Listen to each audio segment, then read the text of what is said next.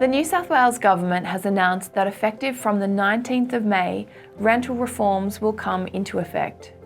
These reforms mark a significant shift toward a more balanced rental market in New South Wales. Whether you're a tenant or a landlord, these changes will provide more clarity and fairness in the renting process. From May 19th, landlords will need to provide a genuine reason to end a tenancy for both periodic and fixed-term leases, with the removal of no grounds terminations.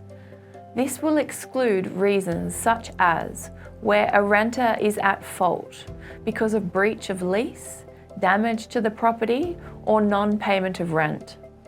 If the property is being sold or offered for sale with vacant possession. If the property needs to be empty for significant repairs or renovations, or the property will be demolished. If the property will no longer be used as a rental home, for example, being changed and being used as a business.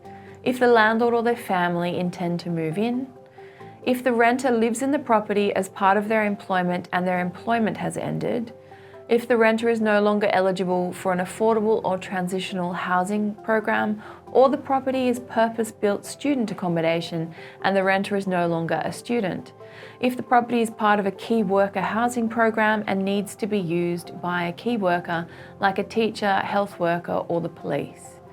If the landlord wishes to end a lease, evidence must be provided with a termination notice, with penalties payable by landlords who do not give a reason that is genuine. The amount of notice a landlord must provide the tenant before their lease ends will also increase in cases where there's a fixed-term lease in place.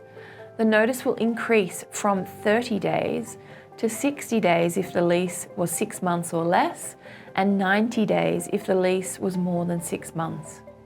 There will be no change to notice periods for those on periodic agreements. These longer notice periods will provide tenants the additional time required to find a home with the increased competition in the rental market. As a landlord, something you will need to bear in mind if you require your property back in a specified period.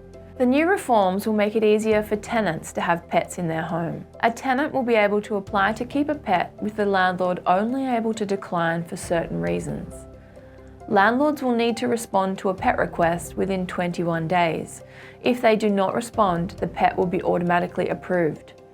Landlords will be able to refuse a pet only if the below criteria is met.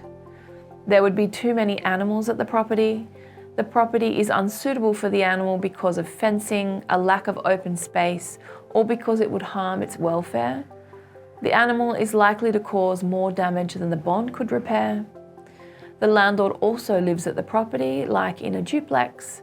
The animal could break other laws, like local council rules, strata or community scheme bylaws, or a residential community rule.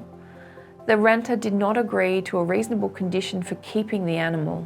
There will be limits on the kinds of conditions a landlord may ask for. For example, a landlord will not be able to ask a tenant to increase the bond or the rent as a condition for allowing the pet. It is also important to note that strata bylaws that ban all pets are not valid and cannot be used to refuse a pet. If a landlord or strata refuses a pet, tenants can appeal to NCAT. There are other coming changes. Later in 2025, the portable bond scheme will become operational. This will let a tenant transfer their bond from the current rental property to a new one without coming up with a new bond. We are also expecting to see further changes regarding better protecting tenants' data and privacy in the application process. As always, we're here to help. If you have any questions at all, please reach out to your investment manager.